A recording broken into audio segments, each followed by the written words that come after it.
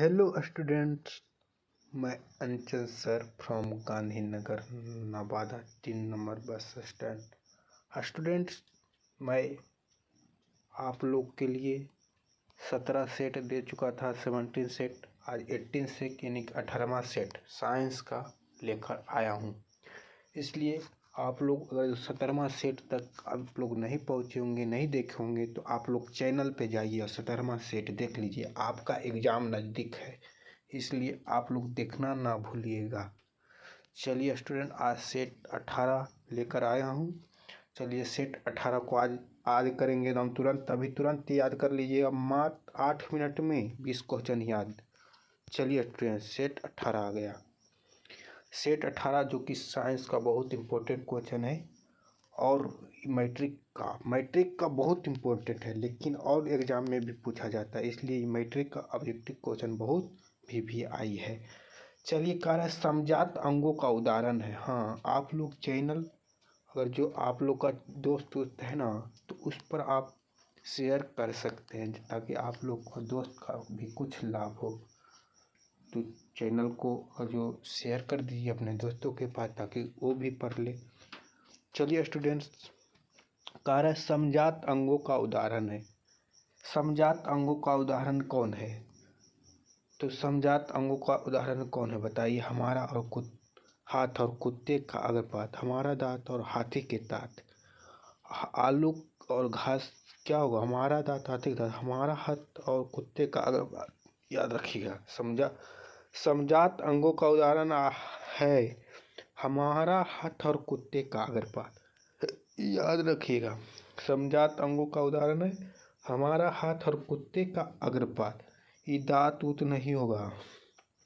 याद रखिएगा, समजात अंगों का उदाहरण है हमारा हाथ और कुत्ते का अग्रपात। चलिए नेक्स्ट क्वेश्चन, कह रहा है पीतरस कहाँ से स्रावित होता है? तो पीतरस अग्नाशय से स्रावित होता है। याद रखिएगा, अग्नाशय से होगा, अग्नाशय से। पीतरस कहाँ से स्रावित होता है? अग्नाशय से।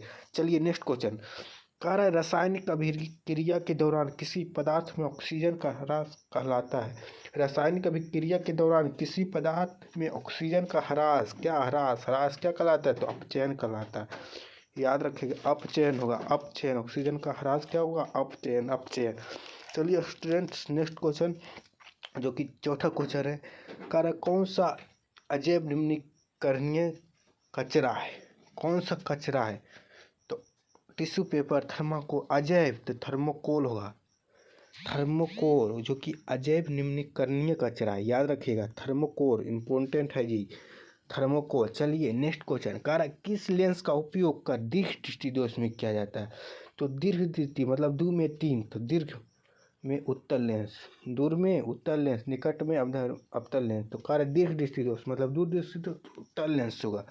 सही आंसर उत्तल लेंस होगा। राइट आंसर बी है, ग्रीन वाला उत्तल लेंस। चलिए स्टूडेंट, नेक्स्ट क्वेश्चन कह रहा है कि रासायनिक अभिक्रिया के दौरान किसी पदार्थ में ऑक्सीजन का ह्रास क्या कहलाता है? बताइए, अभी आया था, क्या कहते हैं? रासायनिक अभिक्रिया के दौरान किसी पदार्थों में ऑक्सीजन का ह्रास क्या कहलाता है? अपचयन। याद रखिएगा, अपचयन होगा, उपचयन नहीं, अपचयन। कह रहा है मानव, नेक्स्ट क्वेश्चन 7 नंबर, कह रहा है मानव हृदय में कोष्ठों की संख्या कितनी है? तो मानव हृदय में कोष्ठों की संख्या 4 है। एकदम याद रखिएगा, मानव हृदय में कोष्ठों की संख्या कितनी है? तो 4 है, 4। मानव हृदय में, हमारे शरीर में कोष्ठों की संख्या कितनी है? 4 रहेगा। टिक मार दीजिएगा, मानव हृदय में कोष्ठों की संख्या 4 है। बच्चों, एकदम स्टूडेंट भाई एवं बहनों, एकदम साथियों, 4 होगा। मानव हृदय में कोष्ठों की संख्या 4, जो कि आप लोग को याद हो गया। चलिए एकदम तुरंत याद कर लीजिएगा। नेक्स्ट क्वेश्चन आ गया, निम्न में से कौन उत्तम ऊर्जा स्रोत कौन सा है? तो उत्तम ऊर्जा स्रोत कौन है? कोयला नहीं, लकड़ी, पेट्रोलियम। तो बायोमास होगा, बायोमास, सिलेंडर वाला बायोमास। राइट आंसर हो जाएगा बायोमास। चलिए नेक्स्ट क्वेश्चन, कह रहा है किस वर्ण रंग का तरंगदैर्घ्य सबसे अधिक होता है? तो किस रंग का तरंगदैर्घ्य सबसे अधिक होता है? तो सबसे बड़ा अधिक होता है लाल रंग का तरंगदैर्घ्य। याद रखिएगा, सबसे अधिक किस रंग का तरंगदैर्घ्य होता है? तो लाल रंग का। सबसे कम पूछेगा तो हो जाएगा बैंगनी, और सबसे बड़ा कहेगा तो हो जाएगा लाल। याद रखिएगा लाल तरंगदैर्घ्य सबसे अधिक होता है लाल रंग का। चलिए स्टूडेंट्स, नेक्स्ट क्वेश्चन कह रहा है निम्नांकित में कौन पुनरुत्भवन का उदाहरण है? तो क्या होगा? हाइड्रा हाइड्रा हाइड्रा नहीं, अमीबा होगा। अमीबा कह रहा है पुनरुत्भवन का उदाहरण है, तो हाइड्रा नहीं अमीबा होगा। क्या होगा? Amoeba. Amoeba green green green वाला, हरा वाला देखिए अमीबा होगा। राइट आंसर भी हो जाएगा अमीबा। निम्नांकित में कौन पुनरुत्भवन का उदाहरण है? तो अमीबा। अमीबा रहेगा, टिक मारिएगा। चलिए स्टूडेंट, नेक्स्ट क्वेश्चन आप लोग को आधा क्वेश्चन बनाना रहेगा। 80 ऑब्जेक्टिव क्वेश्चन पूछेगा, जिसमें कि हम आपको 40 को बनाना रहेगा। इसलिए आप लोग 40 को वही 40 को रांगिएगा जो कि आप लोग जानते हैं। ये नहीं कि अंदाजे टक्कर वाला नहीं। 40 को पहले उसी को रांगे जो आप जानते हैं, और 2-3 को रांग दीजिए। ज़्यादा पूरा नहीं बनाना है, 40 को ही बनाना है जो आप जानते हैं, कन्फर्म जानते हैं, किसी के भरोसे से नहीं, अपने भरोसे से।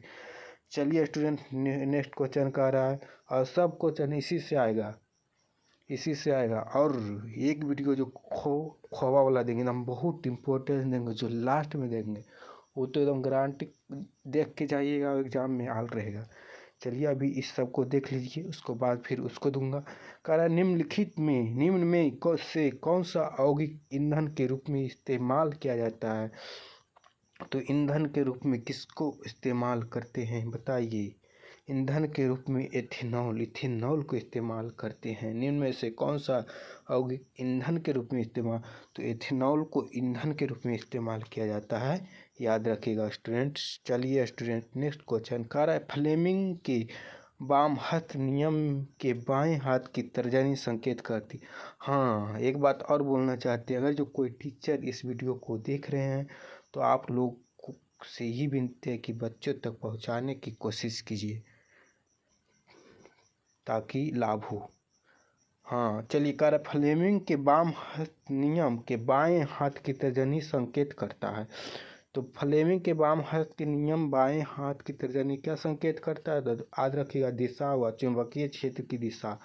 क्या होगा? चुंबकीय क्षेत्र की दिशा। राइट आंसर भी होगा, ये सब नहीं होगा। चालक प्रारूपी दिशा होगा, चुंबकीय क्षेत्र की दिशा। राइट आंसर भी हो जाएगा चुंबकीय क्षेत्र की दिशा। चुंबकीय क्षेत्र की दिशा याद रखिएगा, चुंबकीय क्षेत्र की दिशा।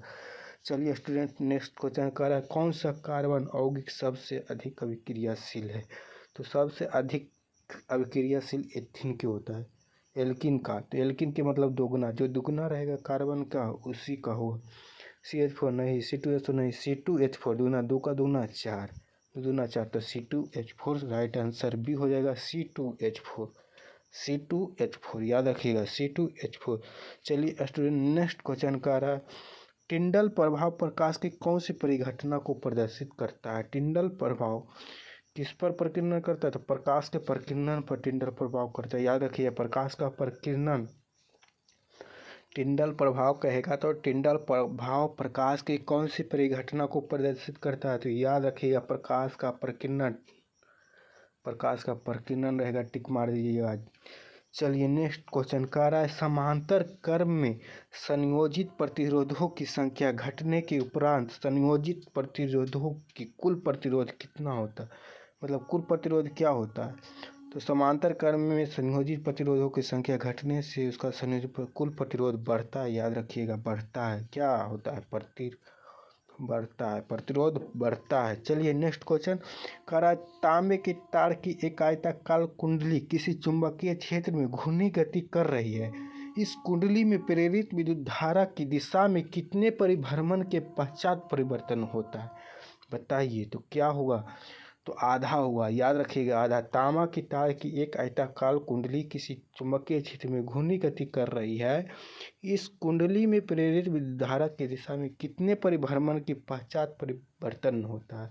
तो याद रखिएगा आधा होगा। क्या होगा? आधा आधा आधा आधा। चलिए नेक्स्ट क्वेश्चन, कार्य निम्नांकित में से कौन मलेरिया परजीवी है? बताइए कौन मलेरिया परजीवी है? निम्नांकित में कौन सा मलेरिया परजीवी है? लैसेमिया नहीं, प्रोटोजोआ नहीं, प्लाज्मोडियम। याद रखिएगा प्लाज्मोडियम है ना जो मलेरिया परजीवी है। प्लाज्मोडियम याद रखिएगा। प्लाज्मोडियम कौन है? मलेरिया परजीवी कौन है? तो प्लाज्मोडियम प्लाज्मोडियम प्लाज्मोडियम याद रखिएगा, मलेरिया परजीवी प्लाज्मोडियम है। चलिए स्टूडेंट्स, नेक्स्ट क्वेश्चन कह रहा है ग्लूकोज के एक अणु में ऑक्सीजन के कितने परमाणु होते हैं? तो ग्लूकोज के एक अणु में ऑक्सीजन के कितने परमाणु होता है? तो 6 परमाणु होता है, याद रखिएगा। ग्लूकोज के एक अणु में ऑक्सीजन के 6 परमाणु होता है। 6 परमाणु 6 परमाणु 6 परमाणु ग्लूकोज के एक अणु में ऑक्सीजन के 6 परमाणु होता है। चलिए स्टूडेंट्स, आप लोग सब्सक्राइब नहीं किए होंगे तो सब्सक्राइब कर दीजिए और लाइक कर दीजिए और अपने दोस्तों के साथ शेयर कर दीजिए।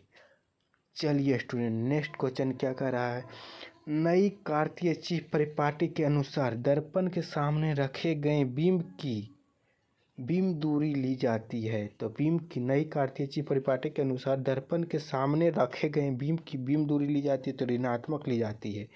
याद रखिएगा, ऋणात्मक ली जाती है। कैसा ली जाती है? ऋणात्मक। बस नेक्स्ट क्वेश्चन 20 नंबर आ गए हैं जी।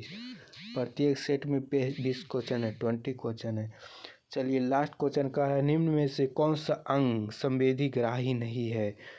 तो संवेदी ग्राही नहीं, बहुत इम्पोर्टेंट, इतना इम्पोर्टेंट है नहीं कि हम बता नहीं सकते हम भी एकदम। ये सब क्वेश्चन को देखना ना भूलिएगा बच्चों, स्टूडेंट दोस्तों। चलिए, निम्न में से कौन सा अंग संवेदी ग्राही नहीं है? गाना सुना देंगे को। चलिए छोड़िए, नहीं, आप लोग का एग्जाम है, गाना नहीं सुनना है, एग्जाम। कारण निम्न में से कौन सा अंग संवेदी ग्राही नहीं है? तो कान संवेदी ग्राही है, इसमें कार्य संवेदी ग्राही नहीं है। कान भी है संवेदी ग्राही, नाक भी है, आँख भी है, दिमाग नहीं है। दिमाग राइट आंसर होगा, दिमाग याद रखिए, दिमाग संवेदी ग्राही नहीं है। चलिए स्टूडेंट, तो आज का सेट खत्म हो गया, आपका 18वां सेट खत्म हो गया। अब 19वां सेट अब इसके बाद आएगा। तो इतना आप लोग को याद हो गया, यानी कि 18वां सेट 18 दूनी 36 360 क्वेश्चन आप लोग को याद हो गया, जो कि इम्पोर्टेंट से इम्पोर्टेंट है। इतना में पूरा क्वेश्चन टकरा जाएगा। चलिए स्टूडेंट, तो ठीक, थैंक्स। आप लोग पढ़िए और मैथ पर जो कैलकुलेशन है ना, उस पर ध्यान दीजिए। बस आप मैथ इसको देखकर मैथ बनाइए। मैथ तो चुटकियों में बनाते होंगे आप लोग। चलिए स्टूडेंट, बाय, गुड नाइट। चलिए।